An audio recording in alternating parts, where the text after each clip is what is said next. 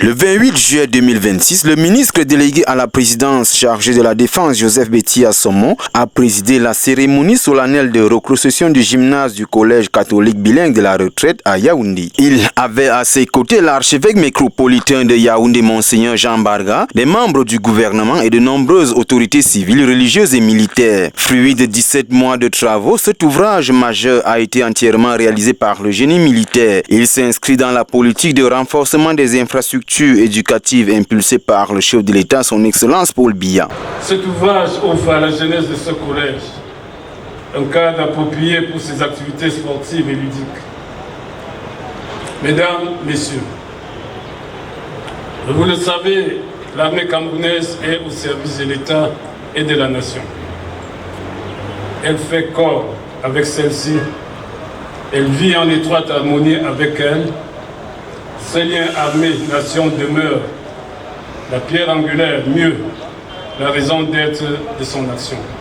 Le bâtiment s'étend sur 1100 mètres carrés et offre 500 places. Au-delà du gymnase principal, le projet intègre des travaux connexes, château d'eau, groupe électrogène dédié, bloc sanitaire, escalier de secours, passage de liaison avec le collège et dallage de la cour.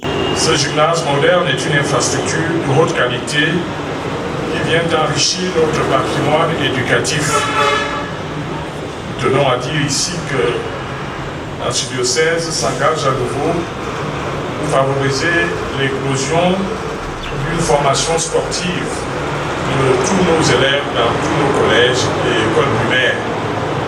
Car nous avons vu que aujourd'hui le sport vaut tout aussi bien que le reste des études. Dans leur allocution, les autorités ont salué l'expertise du génie militaire. Cette collaboration a déjà permis la réalisation de l'église Saint-Jean-Baptiste d'Olézoa, du bâtiment R+3 anglophone du collège en 2021 et du campus uni Castille Toudi en 2024. Les travaux se sont articulés autour de deux grandes phases, disais-je.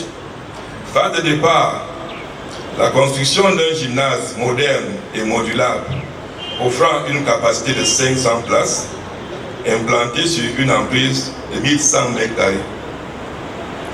La phase complémentaire comprenait des extensions. Afin de garantir l'autonomie et la sécurité du site, des travaux complémentaires ont été intégrés. La cérémonie s'est achevée par une visite guidée dans une ambiance de ferveur patriotique.